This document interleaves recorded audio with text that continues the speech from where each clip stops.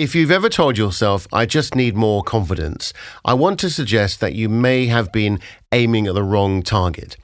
Because most people don't struggle because they lack talent. They do not struggle because they have nothing valuable to say. And they do not struggle because they are fundamentally incapable of becoming strong communicators. They struggle because pressure changes them. It changes breathing. It changes their timing. It changes their voice. It changes their thinking, and it changes the meaning they make in the moment. And when all of that happens at once, they interpret the experience as, I'm not confident. But that is often not what's going on.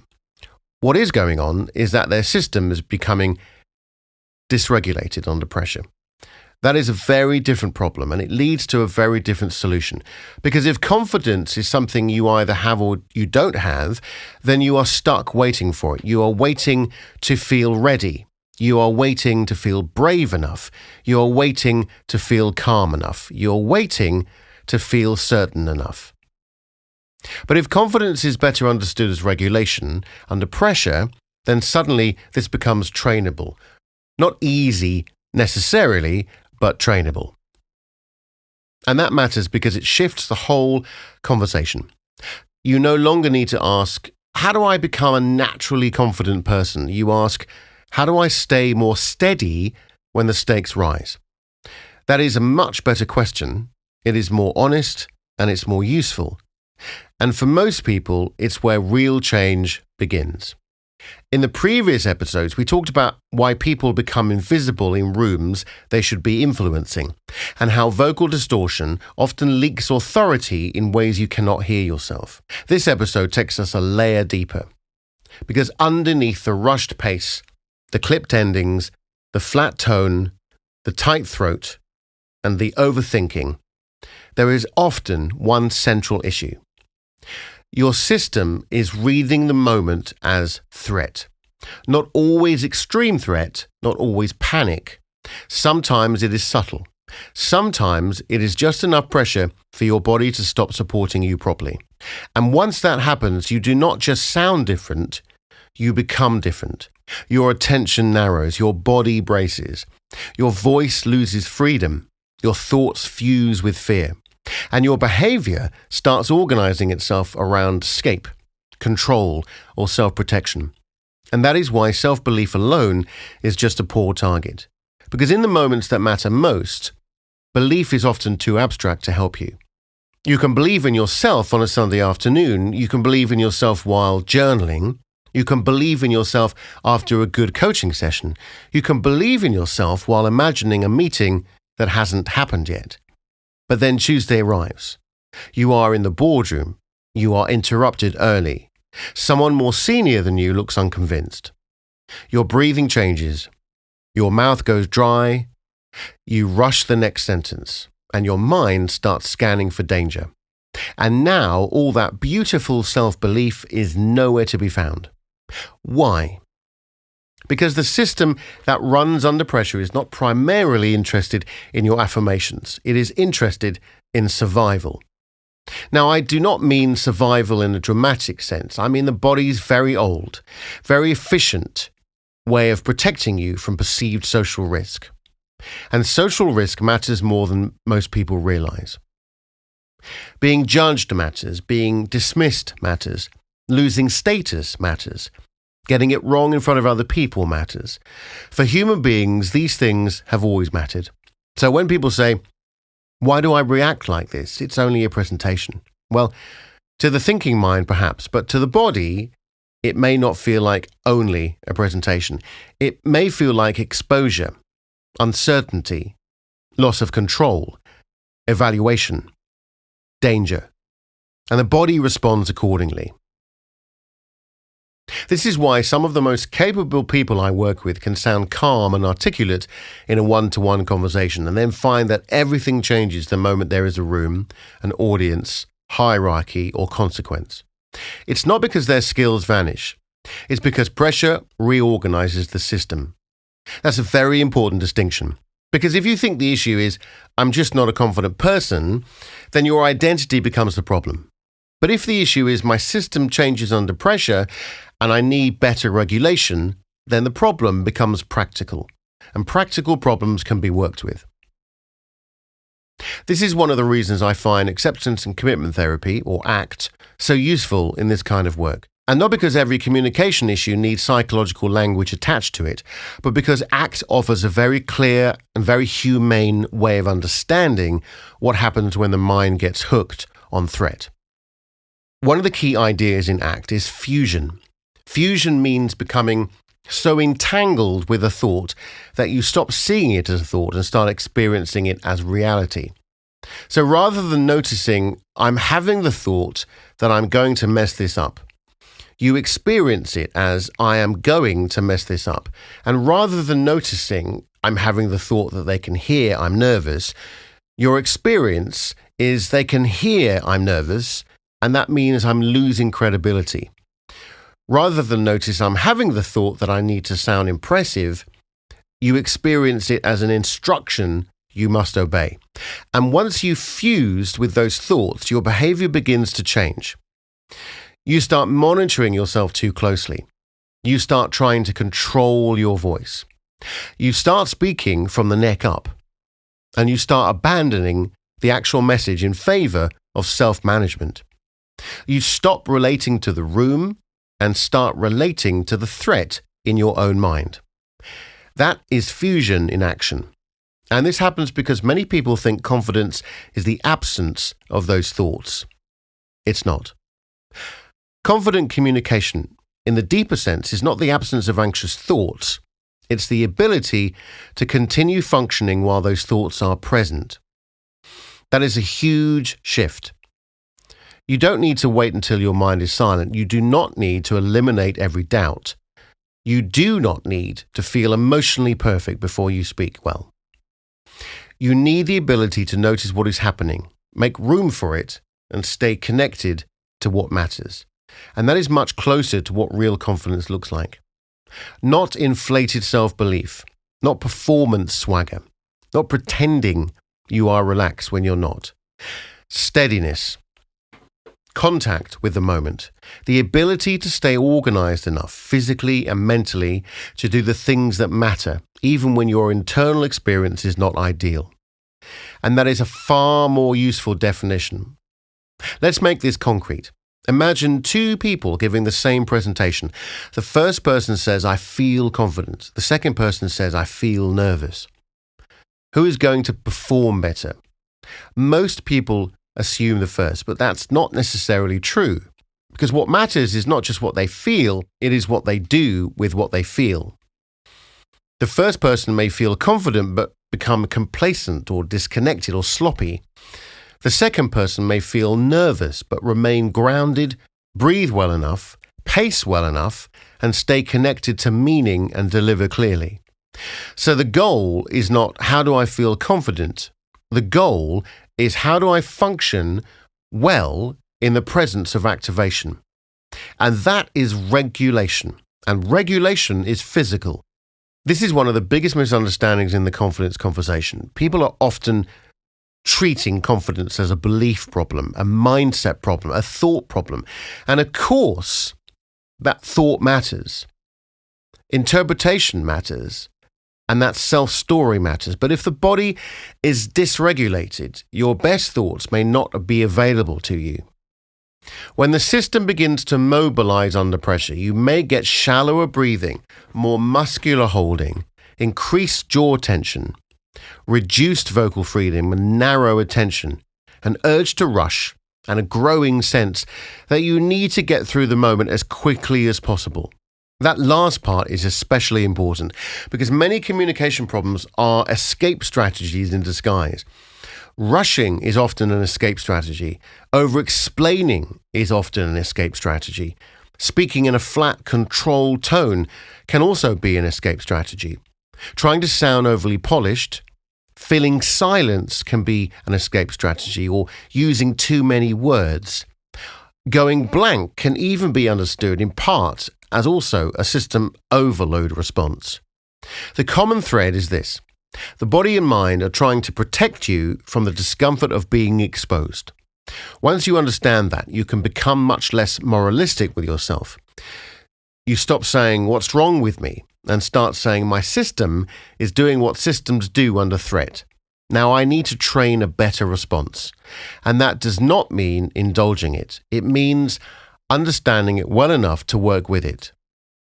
ACT uses another important word here, which is willingness. Willingness is not the same as wanting. It is not saying, "I like this feeling. I hope I feel nervous." It is not resignation. Willingness means making space for an internal experience without needing to eliminate it first in order to do what matters. So you can be willing to feel your heart race and still speak. Can you be willing to feel uncertainty and still hold the pressure? Can you be willing to hear the mind say, "This isn't going to go well," and still land the next sentence cleanly? Can you be willing to feel visibly exposed, imperfect, and still stay in contact with the room? That is the work. And I think this is where a lot of traditional advice falls short. But it often implies that the task is to get rid of nerves. But in many real-world situations, nerves are not fully removable. Pressure is real, responsibility is real, visibility is real, and being evaluated is also real. So if your confidence strategy depends on never feeling activated, it is not a strategy, it is a fantasy, quite frankly. A much more resilient strategy is this: I can learn to function more skillfully while activation is present. That doesn't sound as sexy, but it is far more useful. This is also why I'm cautious about simplistic self-belief language. Just believe in yourself sounds nice. But what does it actually mean when your throat tightens halfway through a sentence? What does it mean when your breathing shortens and your pitch rises? What does it mean when your mind starts racing and you cannot feel your feet on the floor? Very little, usually, because belief without regulation often collapses under load. And this is not pessimistic, it is actually hopeful, because regulation can be trained in ways that are specific, repeatable, and observable. You can train your breath to support speech more reliably. You can train your pacing under pressure. You can train your body not to treat every silence as danger.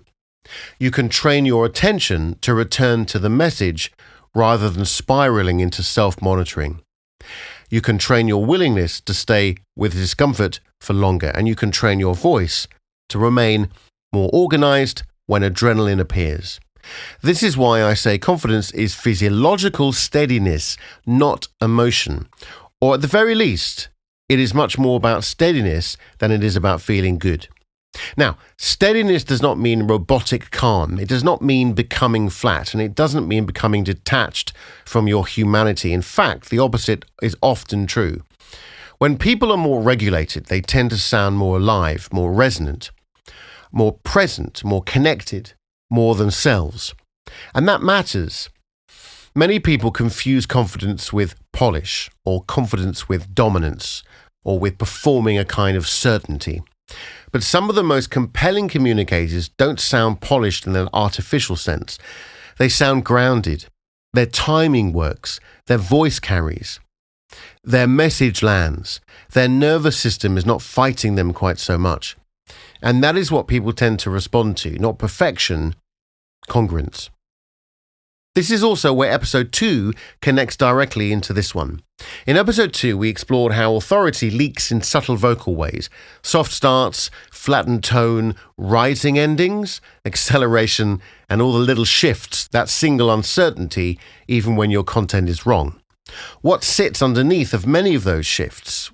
Dysregulation. The body speeds up, the breath shortens, the system narrows, and the voice begins to mirror that internal state. So when somebody says, "My voice just doesn't sound like me in important situations," that often makes perfect sense, because under pressure, they're no longer organizing speech from the same state. And that's why trying to fix the voice in isolation can sometimes miss the point. And yes, technique matters. Of course it does. Breath, resonance, articulation, pacing, phrasing, those things matter enormously. But if technique is layered on top of an unexamined threat response, people often end up trying to control symptoms instead of changing the condition underneath them. They try to speak more confidently while the whole system is still bracing. They try to slow down while the body is screaming, "Get out of here!" They try to project authority while fused with thoughts about being judged.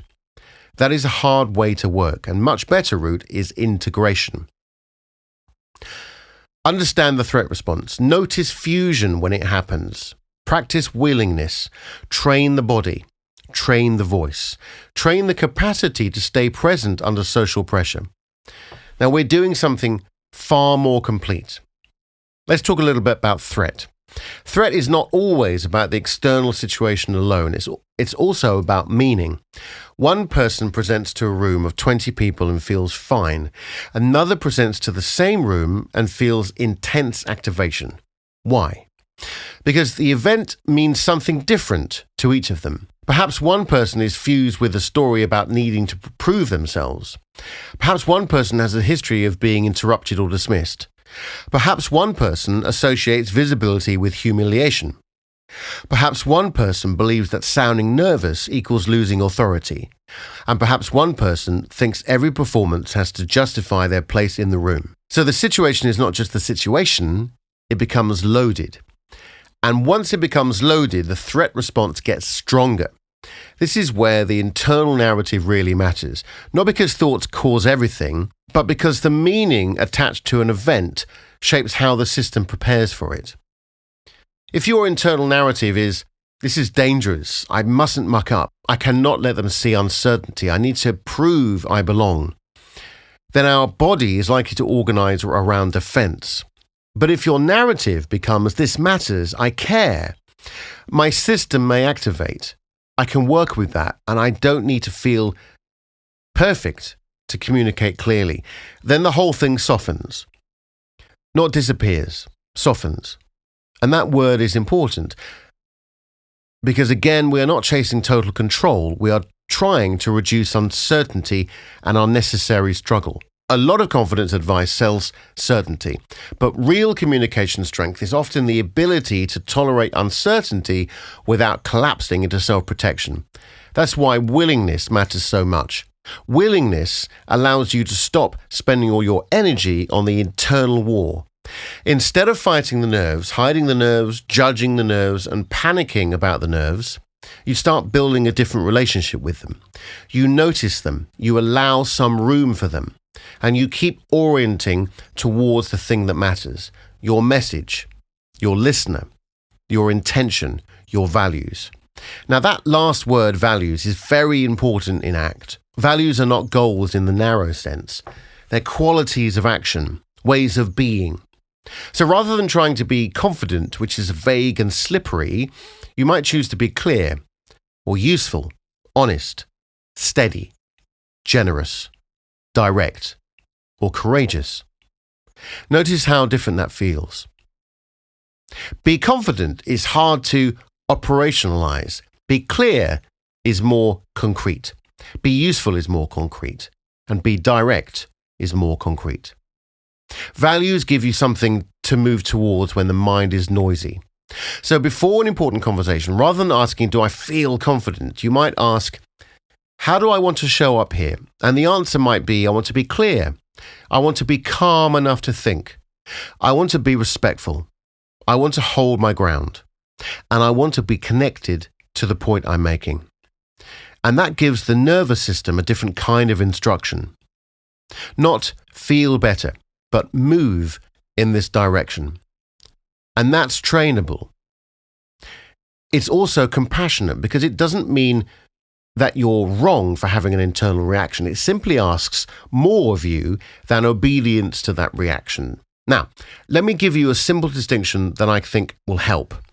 State versus story. Now, state is what is happening in the body. Story is what the mind is making it mean. So, for example, my heart is beating faster. That's my chest. That is state. And this means I'm failing. That is the story. My throat feels tight, and that's state. They can all hear that I'm losing it. That is story. I feel a rush of adrenaline. That's state. I'm not cut out for this. That's story. When people conflate state and story, things spiral quickly, because now the physical response is not just uncomfortable, it becomes evidence of incapacity. But if you can separate them, even slightly, you create room. You can say, my system is activated. That's real. The catastrophic interpretation may or not be true. That gap is precious. The gap is often where better choices become possible. You breathe. You lengthen the phrase. You pause instead of rushing. You allow the first sentence to settle. You put your attention back on the person in front of you and you continue. This is why I don't think the most useful communication work begins with how do I become more charismatic. I think it begins with how do I become less disrupted by threat. Because once you are less disrupted, many of the qualities people associate with confidence begin to emerge naturally. Your voice steadies, your pace becomes more workable, your thinking becomes more accessible, and your body becomes less defensive, and your presence increases. Not because you have performed confidently, but because you have reduced interference. And that is a much cleaner path. So what does that actually mean practically? It means that if you want to become a stronger communicator, you should not only train what to say, you should train the conditions under which you can still say it well. That means practicing when there is a little pressure, not just when you feel comfortable. It means building familiarity with activation. It means rehearsing in a way that includes the body, not just the words. It means noticing your escape habits. It means observing the thoughts that hook you most easily. It means developing a few reliable anchors that help you reorganize in the moment. For example, can you feel your feet before you begin? Can you let the first sentence travel rather than firing it out? Can you allow a pause without apologizing for it? Can you return to one clear idea rather than 7 rushed ones? Can you notice the thought, they're judging me, without turning it into an operating system? That's the work. Small, specific, and repeatable. And over time, something interesting happens. People often stop chasing confidence as a feeling because they realize they no longer need it in the old way. They trust their ability to work with themselves. That is far more robust than trying to manufacture a particular emotion. It's the difference between I hope I feel good today and I know what to do when the pressure shows up. That second form of confidence is quieter, less glamorous, but much more dependable. And I think that is especially important for people in leadership or anyone whose communication really matters. Because high-stakes communication is rarely about feeling fantastic. It's usually about remaining organized enough to think, relate, and land your point when the pressure is real. And that's why the title of this episode matters so much. Confidence is regulation, not belief. Belief may support the process. Belief may grow as a result of practice. Belief may become stronger as evidence accumulates, but belief on its own is not the foundation. Regulation is closer to the foundation. The capacity to breathe without collapsing the phrase. The capacity to tolerate being seen. The capacity to hear the mind without obeying it. The capacity to keep speaking from intention instead of threat. And the capacity to remain in contact with the room when your body would prefer to escape. That is what changes lives professionally. Because once that starts to shift, people are heard differently. They are interrupted less. They trust themselves more. They recover more quickly from wobbles. They stop building their entire communication identity around one bad moment. And perhaps most importantly, they begin to realize this is not some mysterious personality trait I was born without. This is something I can train. That realization is powerful, not because it removes all difficulty, but because it returns agency. So if you take one thing from this episode, let it be this. Stop asking, how do I become more confident? And start asking, how do I become more steady under pressure? And that question will take you much further, because when steadiness grows, confidence often follows. Not always a feeling, but as a capacity. A capacity to stay present. A capacity to speak with more freedom. A capacity to tolerate discomfort without disappearing. And in the context of this series, that's how people move from invisible to influential. Not by becoming louder, not by becoming slicker, not by pretending not to care, but becoming less governed by threat and more available to the message that they are here to deliver. This is trainable and this is practical. And for many people, this is the beginning of finally feeling like their voice belongs to them, even in the moments that matter most. If this episode landed with you, I'd encourage you to notice one thing this week. Not whether you feel confident, just one moment where pressure changed your system. Maybe you sped up, maybe your voice thinned.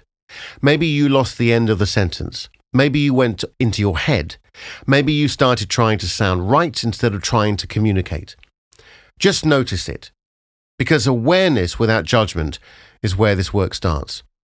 And from there, we can train. In the next episode, we'll look at why being heard is not just about volume and why so many intelligent people are still not landing in the room the way they intend to. Until then, remember this. You don't need to become fearless. You need to become more workable under pressure. And that's something you can build.